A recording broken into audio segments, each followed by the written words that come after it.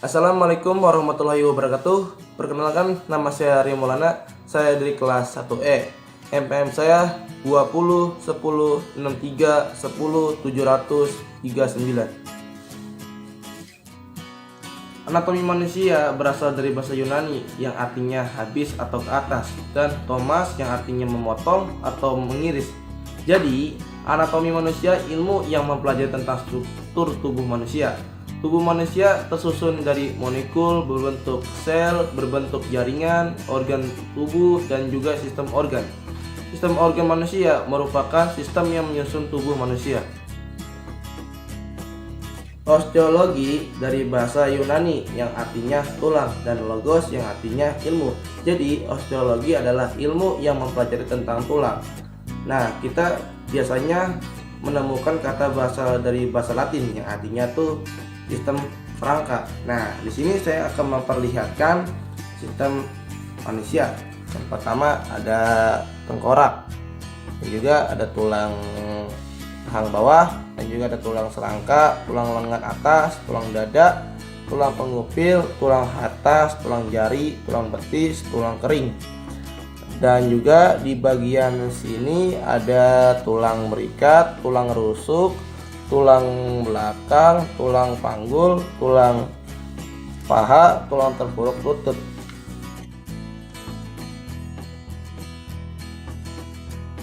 Nah, di sini juga ada fungsi kerangka manusia.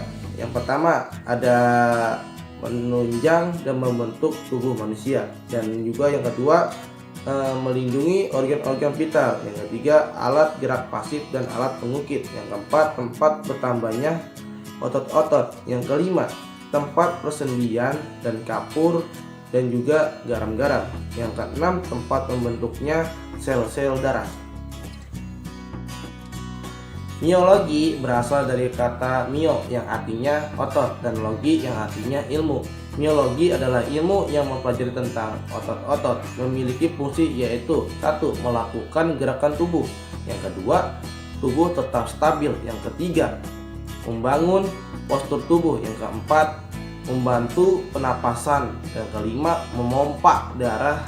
Dan keenam, melindungi organ-organ di dalam tubuh. Yang ketujuh, mengatur suhu jaringan.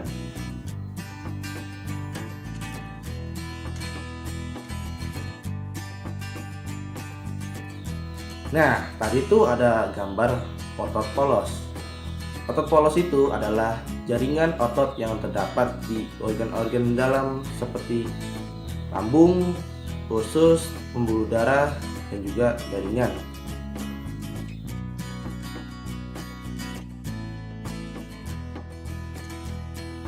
Nah, tadi itu ada gambar otot lurik.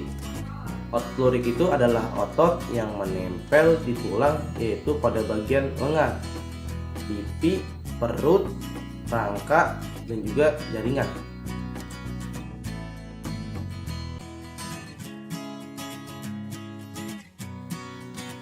Nah, tadi itu ada gambar otot jantung. Otot jantung itu adalah otot yang berfungsi untuk memompa darah menuju jantung. Kardiovaskuler. Pengertian kardiovaskuler itu sirkulasi darah yang terjadi dari jantung. Komponen dan darah, pembuluh darah yang berfungsi sebagai mengalirkan suplai oksigen dan seluruh jaringan, dan diperlukan dengan proses metabolisme tubuh, yaitu dengan fungsi sistem kardiovaskuler yang pertama sebagai alat transportasi mengangkut bahan-bahan yang dibutuhkan sel seperti oksigen dan lain-lain.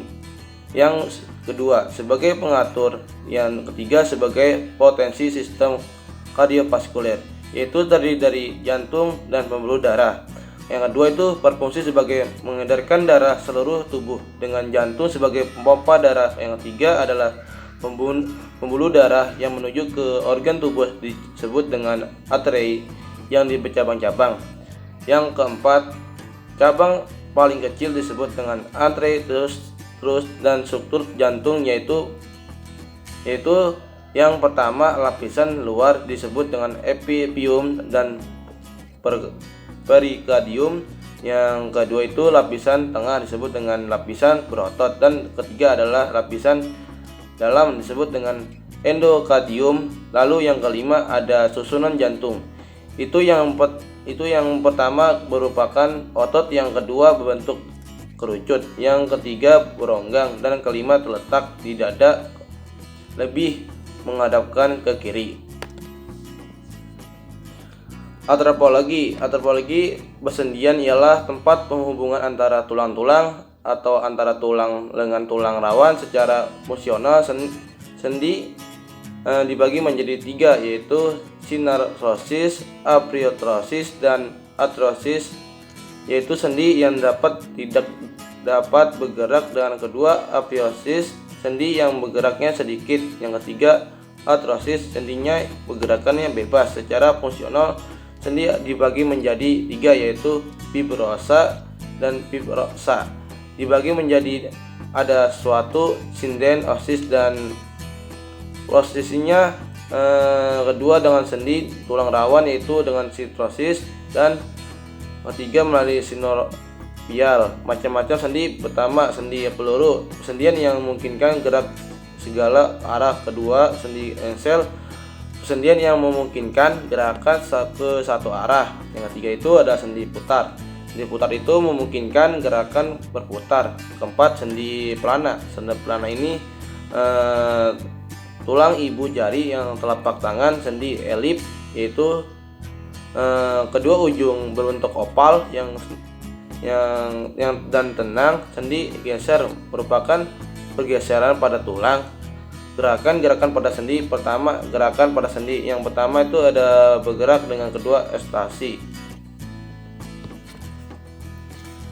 Respirasi atau disebut dengan penapasan adalah suatu proses mulai dari pengambilan oksigen, pengeluaran karbon dioksida, hingga penggunaan energi dalam tubuh. Respirasi dibagi menjadi dua, yang respirasi internal dan respirasi eksternal. Respirasi internal yaitu berbentuk O2 dan CO2 antara kapiler darah dengan sel-sel tubuh. Eksternal yaitu tukaran CO dan CO2 antara alveoli dan paru-paru dengan kapiler darah di dalam sekitar alveolus. Sistem respirasi mencakup semua proses berbentuk gas dan terjadi melakukan rongga hidung dengan hidung melalui hari-hari, dan melalui bronkus, melalui paru-paru, dan melalui alveolus, dan melalui sel-sel di dinding kapiler dan metabolisme.